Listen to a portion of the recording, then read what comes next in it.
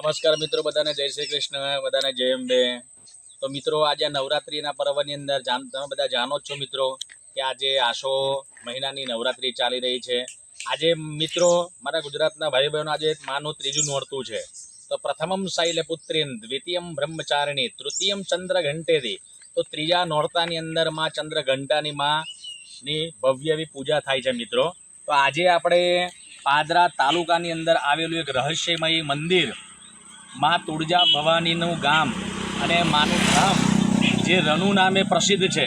તો મિત્રો આજે આપણે માના દર્શન કરવા માટે રનુ ગામે માં તુળજા ભવાનીના મંદિરે મિત્રો દર્શન કરવા માટે જઈશું। તો મિત્રો, હું છું બ્રિજેશ ઉપાધ્યાય। અંત સુધી મારા મિત્રો મારા વિડીયોની અંદર બન્યા રહેજો, જેથી તમને માં તુળજા ભવાનીના દર્શન કરવાનો સંપૂર્ણ મારા વિડીયો દ્વારા તમને મિત્રો લાભો પ્રાપ્ત થશે। તો મિત્રો, હવે આપણે વિડીયોની શરૂઆત કરીશું અને આપણે તુળજા ભવાનીના માના દર્શન કરવા માટે આપણે હવે મિત્રો અહીંયાથી આપણે જઈશું।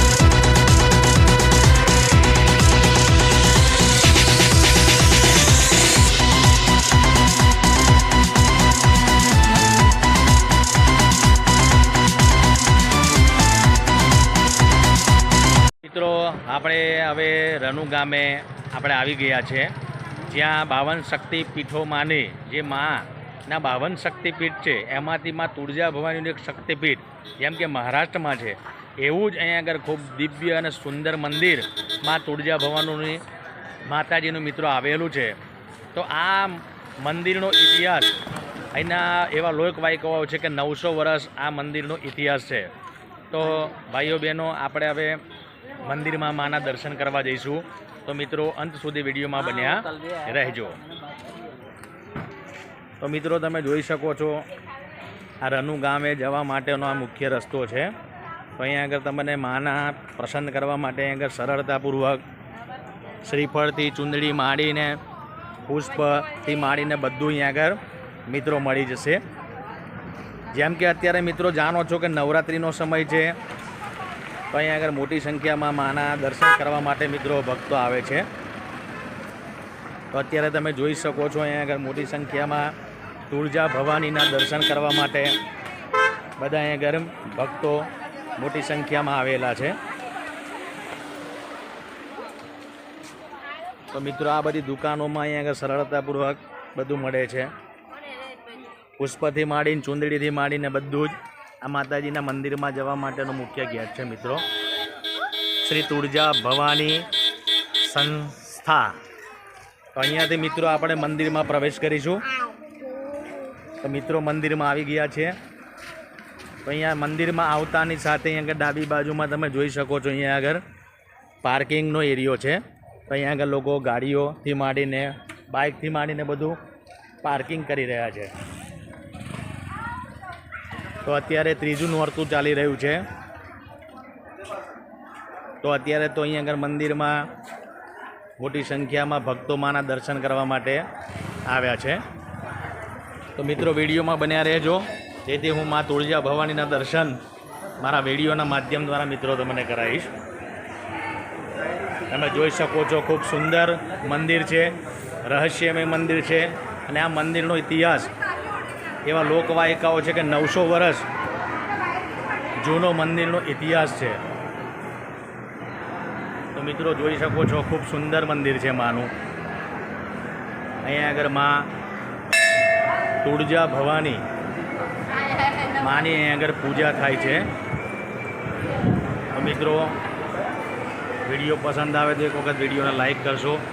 હું માના દર્શન તમને કરાવું. તો આ છે મા તુળજા ભવાની. કમેન્ટમાં જય અંબે લખવાનું ભૂલશો નહીં. ખૂબ સુંદર મંદિર છે ભક્તો.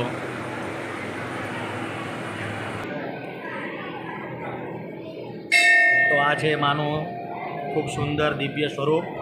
અને અહીંયા આગળ મુખ્ય સ્થાન છે મા તુળજા ભવાનીનું. તો મિત્રો તમે દર્શન કરી શકો છો.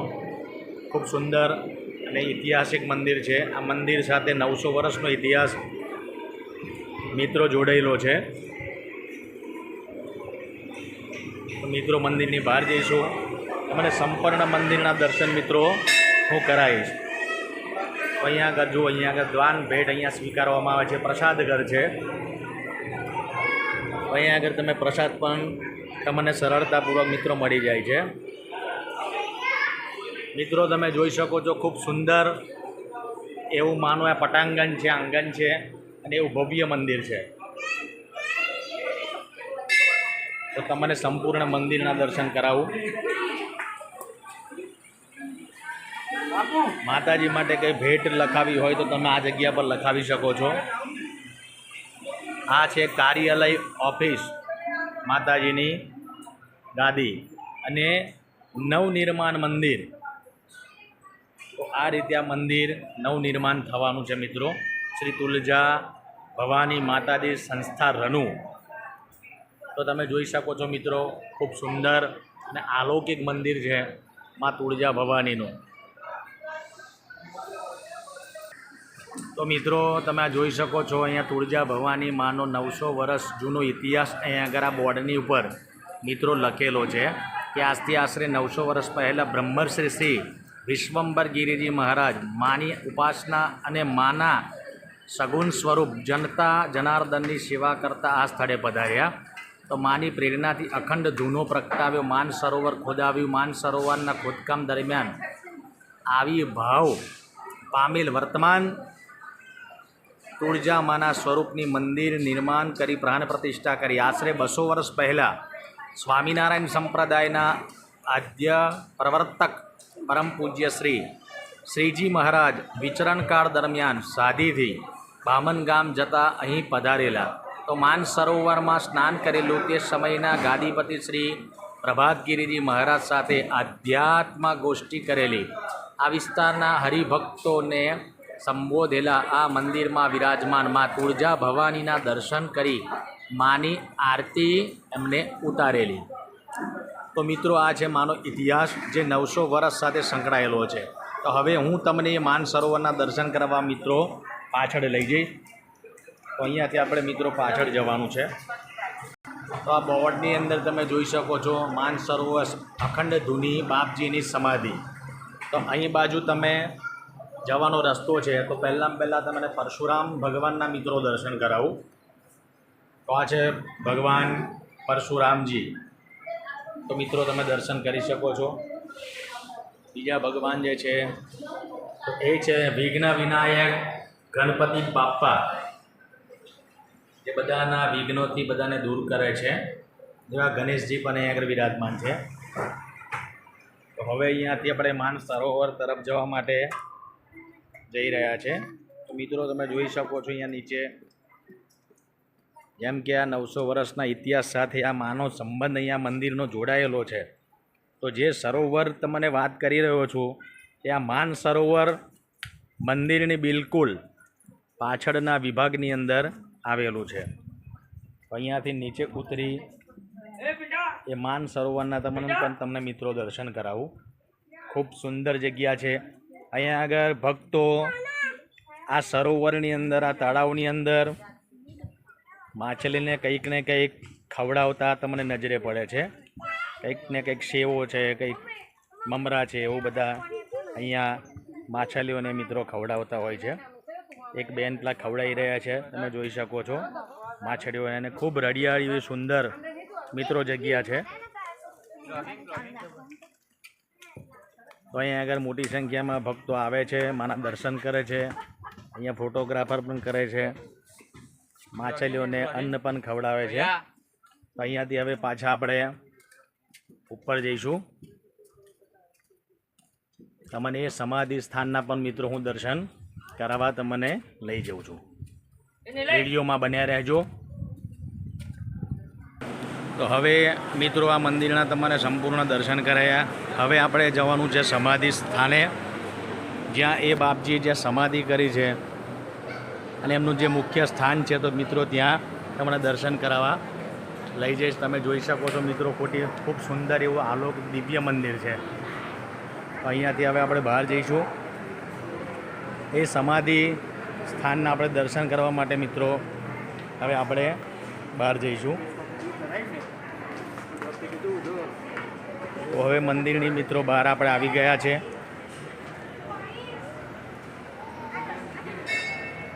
તો મિત્રો હવે આપણે સમાધિ સ્થાને જવાનું છે.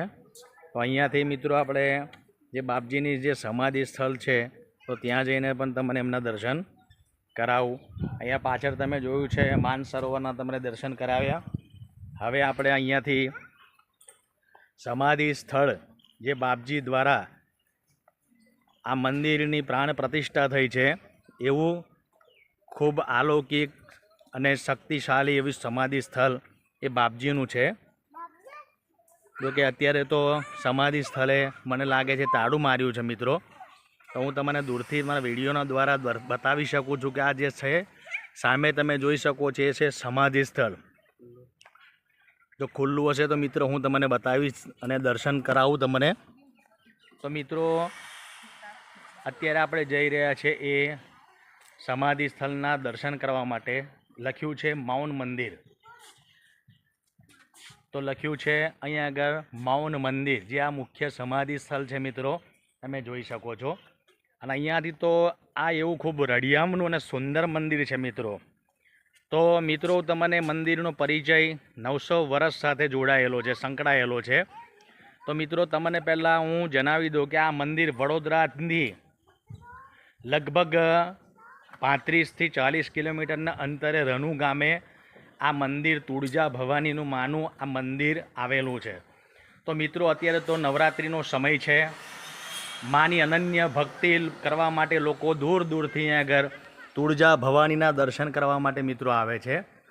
તો મિત્રો તમે જોઈ શકો છો વિડીયોના માધ્યમ દ્વારા તો આપણે હવે આ સમાધિ સ્થળની અંદર આપણે આવી ગયા છે. તમે જોઈ શકો છો આ છે બાપજીની સમાધિ સ્થળ. દર્શન કરી શકો છો. ખૂબ સુંદર અને મૌન એવું અલૌકિક આ સમાધિ સ્થળ મિત્રો છે. તમે જોઈ શકો છો. એક વખત બાપજીને નમસ્કાર કરજો.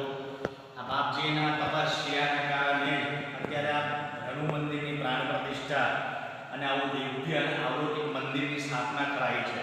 અને મા તુલજા ભવાની રનુ ગામમાં બેસી દરેક ભક્તોની મનોકામના પૂર્ણ કરે છે. તો મિત્રો વડોદરાથી લગભગ 40 થી 50 કિલોમીટરના અંદરની અંદર આ મંદિર રનુ ગામે આવેલું છે. તો મિત્રો તમારી પાસે જો તમારું પોતાનું વ્હીકલ એટલે કે સાધન, તો ગાડી રાખતા તો ગાડી, તો બાઇક હોય તો બાઇક કે પ્રાઇવેટ સાધન લઈને પણ તમે આ માના દર્શન કરવા માટે આવી શકો છો. મિત્રો વિડીયો પસંદ આવે તો એક વખત મારા વિડીયોને લાઈક કરજો અને વિડીયો કેવું લાગ્યું તો એક વખત કમેન્ટની અંદર મને મિત્રો જણાવજો. અને વિડીયો વધારે જો પસંદ આવે તો એક વખત કમેન્ટમાં જય અંબે લખવાનું મિત્રો ભૂલશો નહીં. અને આવા નવા વિડીયો જો તમને જોવાના ગમતા હોય તો મિત્રો મારા ચેનલને સબસ્ક્રાઇબ કરી બેલનું આઇકોન આપેલું છે દબાવી દેજો, જેથી હું જ્યારે પણ કોઈ પણ મંદિરે દર્શન કરવા માટે જઈશ તો ત્યાંના મિત્રો હું વિડીયો મારા ચેનલ પર અપલોડ કરું છું. તો તમે બેલ આઇકોન જો દબાવેલું છે તો સૌથી પહેલું મારું આ વિડીયો અપલોડ કરતાની સાથે તમારી સુધી પહોંચી જશે. તો બધાને ચાલો જય અંબે.